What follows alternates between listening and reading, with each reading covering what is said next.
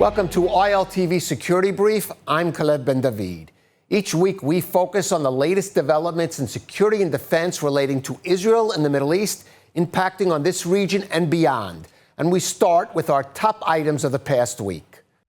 Hamas hands over the remains of Staff Sergeant Itai Chen, Colonel Asaf Hamami, Captain Omar Nutra, and Staff Sergeant Aoz Daniel, all killed in action during the October 7th attack. That leaves the remains of 7 hostages Hamas has failed to return in violation of the Gaza ceasefire agreement.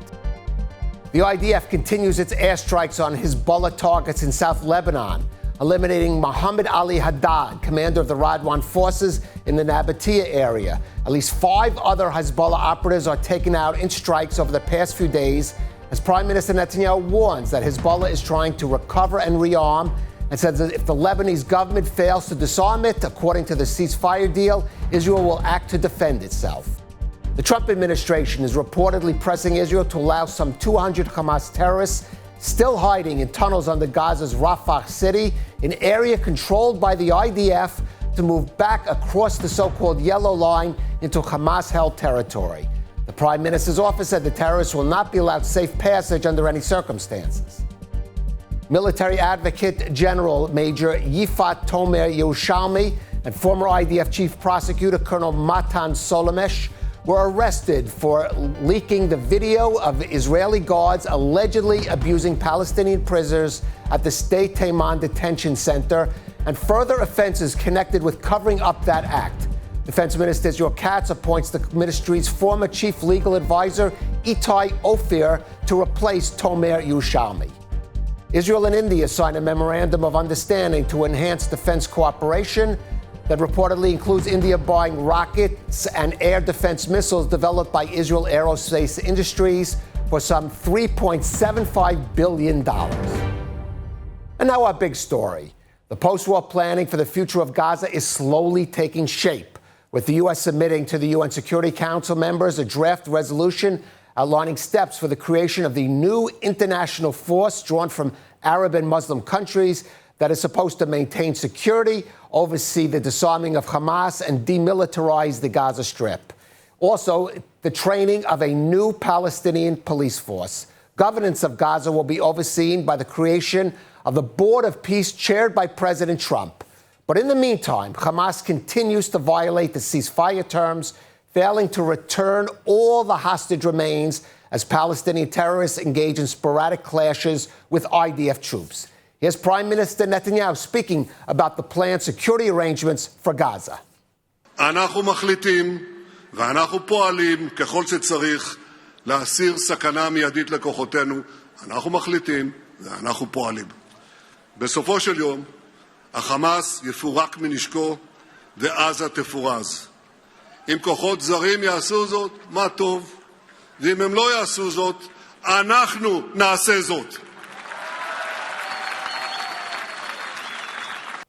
And joining us now for more is Jonathan Spire. He's an author, journalist, and director of research at the Middle East Forum. Jonathan, thank you for joining us. Hi, Caleb.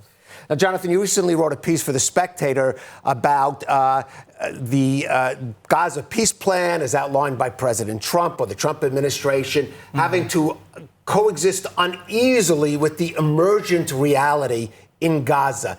How do you see the emergent reality taking shape in Gaza and how the peace plan is going to have to maybe adjust itself to that? Yeah, well, I do think there are a number of really significant question marks remaining about the Trump 20 or 21-point plan.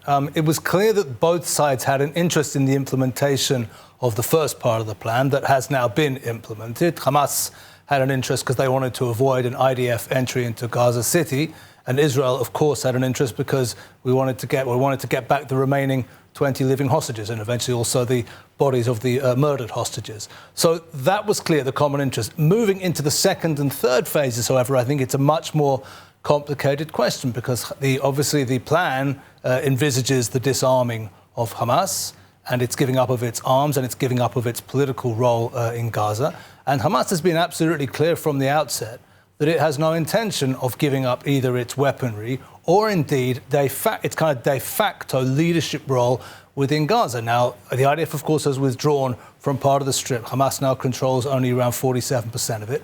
But inside that area, Hamas, on a daily basis, is reconstituting itself as the ruling authority. So how you get from that point, where we're currently located, to the point at which Hamas has been disarmed and has departed the Strip, I think remains deeply complex.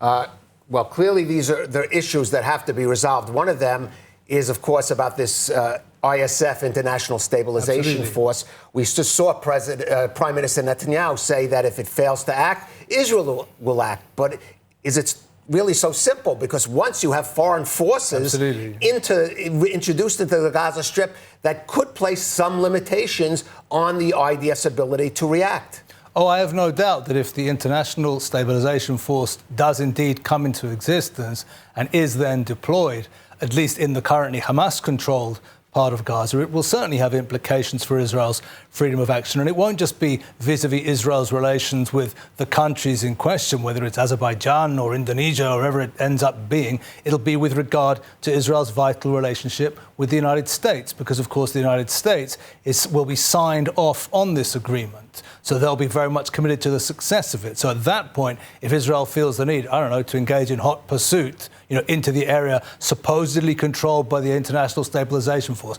but in which the International Stabilization Force is not adequately dealing with the existing and continuing terror threat, then it's easy to imagine all kinds of scenarios. But I would want to add that, we need to think about these scenarios, but we also need, I think, to acknowledge that we really are in kind of terra incognita here. We're in new and undiscovered territory. The notion in the Gaza Strip of having international forces which are operating on the ground is a very, very new situation. We haven't really seen this before. Certainly, in fact, with regard to the Israeli conflict with the Palestinians specifically, this is a very new idea to have international forces actually deployed on the ground rather than engaged in training or advising, as we've seen in the past. So it's a new situation we're entering into. Right, and we're talking about complications that may arise in a couple of months, but there are some already on the ground. Yeah. Jonathan, take, for example, the story of we believe, some 200 Hamas terrorists in territory apparently controlled by the IDF, hiding in tunnels. Latest on that is that Israel security officials are saying they want to see the return of some hostages, remains, including, for example, Hadar Golden, who's been here over a decade. His remains in the Gaza Strip before they allow it. There's pressure on the U.S. Again, these are issues you would imagine that perhaps should have been resolved before the IDF began to pull back from Gaza and have to be navigated and negotiated moving forward. Well, I would add to that worrying picture the fact that these 200 terrorists still located behind the yellow line, as it's called, within the Israeli-controlled area, are not just sitting on their hands either. There's been, after all, let us remember, 3 IDF soldiers killed in that area in the recent days. So it means that, it's a very, very complex situation indeed. And in a way, it takes us back, I think, to your first question, because it's easier to see how this is already an example, in a way, of lines getting crossed. It's without a doubt that what Israel would like to do is to take very firm and decisive action against those 200 fighters, engage them, kill as many as possible, and the rest should leave the area. That's absolutely, clearly not what the United States wants, because that would lead to very, very great tensions or pressure on the agreement, even as it's just getting started. So absolutely right. This is a deeply complex situation. It's hard to predict exactly how it's going to end up. I would imagine that one way or another, it probably will end with the majority of those fighters departing the area into the Hamas-controlled zone. But it shows us, from the very outset, that there are deep contradictions in this whole process, and specifically the contradictions at the end of the day between the combatant sides themselves before you even get to the agendas of the international actors. Israel and Hamas remain in a state of war because Hamas wishes to continue on its long-term strategic goal leading to the eventual, as it wishes at least, the eventual destruction of the state of Israel. That's the strategic picture. Hamas hasn't abandoned that. The logic of it wishing to keep its arms is entirely in accordance with that ongoing desire, and Israel is entering into a process to try to quieten things down in Gaza. But at the end of the day, the conflict hasn't ended, is nowhere close to ending. There's no basis for it ending between Israel and Hamas. And we shouldn't be surprised, therefore, to see these kind of tactical complications on the ground emerging from that unresolved strategic picture. And, of course, part of this plan is also, as I said, training new Palestinian police, bringing in Palestinian technocrats. But really, realistically, within Gaza, is there an alternative to be found to Hamas or even to some of the more radical elements in some of the other Palestinian factions there? Well, the point is this. I mean, in the West Bank, of course, there is the Palestinian Authority backed up by Israeli forces, and this does manage to maintain more or less a livable day-to-day status quo. Sometimes less, Jonathan. Sometimes less, sometimes more. But what we have in Gaza is something entirely different. There is an existing de facto Hamas ruling authority, both political and military. And since the ceasefire, it is on a day-to-day basis getting stronger and reconstituting itself. So I think, to me, the key question of all this is, you really don't get to a board of peace and a new Palestinian police force and international force until somebody has taken that authority out of existence. Because that authority, the Hamas authority, doesn't wish to coexist with any of that stuff. It wishes to continue ruling itself. So the big unanswered question is who is going to take that work on? And if it's not going to be Israel, and apparently the international desire is for it not to be Israel, then who is it going to be? As long as that authority continues in existence, you're not going to get to implementation of the second or third phases of the current plan. Right, and the Trump administration especially is going to have to find an answer to that question quite soon. Jonathan, stay with us, because I do want to shift focus now from Gaza to the northern fronts that I know you know well, especially over the border in South Lebanon. Now, despite the ceasefire agreement reached last November, Hezbollah is not only also refusing to disarm, but is attempting to rearm and retrench itself in South Lebanon as the IDF carries out continual airstrikes on its operatives there. More on that in this report by our Devo Klein. Defense Minister Israel Katz issued a statement accusing the president of Lebanon of dragging his feet. Katz said the Iranian-backed terror proxy is playing with fire and called on the Lebanese government to uphold its commitment to disarm Hezbollah and remove it from southern Lebanon. According to the U.S. brokered ceasefire agreement, Hezbollah must fully disarm and its terror forces pushed back to above the Litani River, both of which have yet to be implemented by the Lebanese government and army. Katz reiterated that Israel will continue its policy of maximum enforcement and said this might even intensify, adding that Israel will not allow any threat to the residents of the north. And speaking this weekend at a conference in Manama, Bahrain, U.S. Special Envoy to Lebanon and Syria, Thomas Barrack, said on Saturday that despite the setbacks, Hezbollah still remains a major threat to the state of Israel. He questioned who really runs Lebanon, Hezbollah or the Lebanese government. This is what he had to say. So what's the state? The state is Hezbollah. You go south, Hezbollah gives you water, it gives you an education, gives you a stipend, has 40,000 soldiers. LAF, Lebanese Armed Forces, has 60,000 soldiers. The only problem is the Hezbollah soldiers make $2,200 a month. The LAF soldiers make $275 a month. The Hezbollah soldiers have 15,000, 20,000 rockets and missiles. The LAF soldiers are driving old Jeeps, some AK-47s. So which army is which? What's happening? Jonathan, everything we said about Hamas disarming, applying even just as much or more so with Hezbollah. There is supposed to be a body that's supposed to take charge of that, the Lebanese army, but you've even heard the U.S. envoy to Lebanon casting doubt about that. Can the Lebanese army in any way really fulfill its mission of disarming Hezbollah? Well, I think there are two aspects to this which we need to consider. One is the political aspect, and the other is the aspect which the envoy also referred to of the capacities and capabilities of Lebanese armed forces. With regard to the political aspect, yes, it's correct that since August, the Lebanese government is committed to a policy, formally committed to a policy of the complete disarmament of Hezbollah, not only south of the Litani, but also in Beirut, also in the Bekaa, throughout the country. But the fact is that it's becoming increasingly clear, and in a way should have been obvious from the beginning, the government has no intention of carrying out that policy, and the reason it doesn't is because the government, like all Lebanese elements, I think with the exception of Hezbollah and its supporters, has a deep fear or even horror at the prospect of renewed civil war in Lebanon, of the kind that was seen between 1975 and 1990. So they're just, I think, not going to try and implement their own policy. Hezbollah have made clear, Sheikh Naim Qassem, the Hezbollah leader, has made clear that if they attempt to do so, there will be an armed response. And we know from previous events in 2008 and other times, when Hezbollah makes those kind of threats, it means them. Hezbollah's weakened, but it's still stronger, I think, than any other force within Lebanon that could put against it. The second aspect is the military one. It's very vital to remember the sectarian component of the Lebanese armed forces itself. Some estimates put the number of soldiers who are Shia Lebanese in the LAF as high as 50%. Even if it's lower than that, it means that LAF is simply not really a force you could rely on if you actually wanted to get into a shooting contest with Hezbollah. It would probably split and fall apart, which means the government doesn't have the political will to do so. But even if it did, it probably doesn't actually have an instrument with which it could effectively disarm Hezbollah. Jonathan, some of the analysts and generals I've had in that spot over the past couple of weeks have said it's almost inevitable that Israel is going to have return to a full-out conflict with Hezbollah at some time in the future. Do you share that view? Yeah, I think that's where the logic takes us, really. I mean, if we conclude that, nothing inside Lebanon, no government, no Lebanese armed force is going to take Hezbollah down and take away its arms and its capacities, then you're left with kind of two possibilities, really. One is that Israel resigns itself to the continued rearmament and strengthening of Lebanese Hezbollah.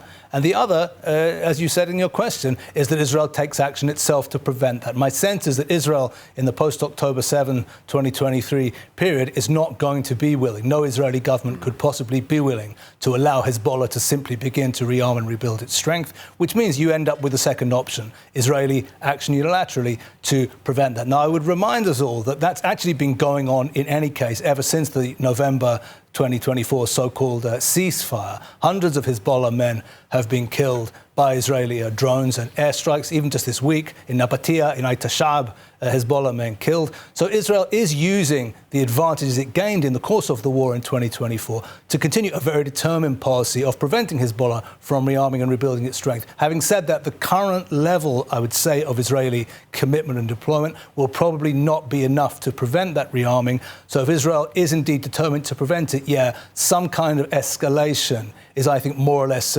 built into the logic of the situation. I want to turn from Lebanon to its neighbor Syria, which I know you have done extensive research, up right there in Syria. We're talking about war with Lebanon. Is it possible we couldn't be talking about peace with Syria, Israel's historical antagonist there to the north? Well, we are seeing, as you're aware, talks taking place now for months between the sides, between the Syrian Foreign Minister Shaibani running it on the Syrian side, and we're told Minister Ron Dermer on the Israeli side, and we're told that some progress has been made. My sense is that, however, this is not currently the key priority for either side, not for Israel and not for the new government in Syria. So they're talking, and the talks, we're told, are making progress or are not making progress. But my sense, at least, is that both countries, both governments, have a great deal more on their plate of much greater urgency right now. And for as long as there isn't sort of shooting going on along the border, I think both Israel and Syria, for now at least, can live more or less with the status quo. Israel has, of course, deployed across the border, and it's committed to the protection of the Druze community in Sweden. Which is one of the complications towards reaching a peace agreement or even a official security arrangement with Syria right now. I mean, to be honest with you, I think a full peace agreement to me is very hard to imagine, because I think it would be very hard for any Syrian government to formally cede its claimed sovereignty over the Golan Heights. Sure. Of course, that's not going to be ceded anytime soon by anybody in Jerusalem. So hard to imagine a complete peace agreement, sort of Egypt or Jordan style. But some kind of de facto security arrangement of one kind or another, I think is likely probably in the longer term, depending, of course, on the continued stability of the government in Damascus. And this is not something we should necessarily take for granted. Let us remember that Hayat Tahrir al-Sham, which has now taken power, getting on for a year in Damascus, still does not have control over the entirety of the country. Indeed, one of the reasons why Hezbollah and Iran are still able, as we are learning in recent days, are still able to bring weaponry across from Iraq, across Syria and into Lebanon, is because the government of Syria does not have full sovereignty over the entirety of that country's territory. So I think another kind of big question mark to do with all this, if one looks at Israeli-Syrian relations, is, how stable is the Shara government? Is it likely to enjoy longevity? Might it not be all that stable? These are also, I think, considerations to add to the mix. After all, nobody should have any interest in making a peace agreement or even any kind of arrangement with a power that doesn't actually rule the entirety of its territory and might not even be around in the longer term. Well, you mentioned President al-Shara. One of the big question marks is what are his real intentions? Yeah. I mean, a lot of people in Israel, a lot of security analysts and Syria experts question whether someone really could have moved so quickly from being a jihadist, from being sort of almost al-Qaeda figure, to becoming someone who's going to coexist with Israel in any way. What's your view on that? Yeah, I tend to also be very skeptical. And I think with all of these, one should be looking at what's happening practically on the ground. We're already a year into Shara's government. So are there indicators of where he may be headed? And the answer is, if we look at what he's done, there's already been 3 cases now of very grave and large-scale sectarian bloodletting, twice against the Druze, once against the Alawis of the western coastal area, carried out at the hands of forces either directly or tangentially linked to the Damascus government. So Shara is creating clearly an authoritarian government with himself at the top. It has a Sunni Islamist tinge to it. He is rebadging some of the most, actually, highness, I would say, of Sunni jihadi commanders of the civil war period as division commanders in the new Syrian army. So, yeah, I would not assume by any means that he has peaceful intentions in the longer term. In the shorter term, I think he has no choice but to have not peaceful, but at least stable intentions, because he's got too much on his plate inside of Syria, trying to consolidate himself, to have any thoughts about, aggression outside. But in the longer term, yes, this is a jihadi. This is somebody who just a decade and a half ago was sitting in an American jail in Iraq with his comrades from al-Qaeda. So we should certainly be taking that into account. All right, Jonathan Spire, thank you for joining us on ILTV Security Brief. Thanks, Khaled. And now a final word. Famine, genocide, expulsion. These were words thrown around endlessly during Israel's war against Hamas, at street protests, in academic seminars, in editorial pieces, and in the halls of human rights organizations. But the truth is that while there may have been cases of malnutrition in Gaza, there was no hunger. While civilian casualties regrettably did take place, there was nothing even remotely like genocide. And despite the charges that Israel went to war to resettle Gaza, not one Palestinian was expelled from there. And the war ended, as Israel always said it would, with the return of the hostages. But there is a real genocide underway, real famine and real expulsion taking place now, not in Gaza, but in Sudan's brutal civil war, in the Darfur region, where hundreds of thousands of civilians are being killed by the rebel rapid security forces. The bloody killing fields so vast there that they are visible by satellite. A new report finds close to 500,000 people there are starving in the midst of a combat zone. And over 4 million Sudanese have had to flee the country, with 4 times that figure internally displaced. Numbers that dwarf what took place in Gaza. So where were the rallies in Western cities decrying the situation in Sudan? Where are the humanitarian rescue missions? The cries of celebrity activists? The mobilization of international groups and governments to stop the bloodshed in Sudan and the vast hardships that are being inflicted on its people?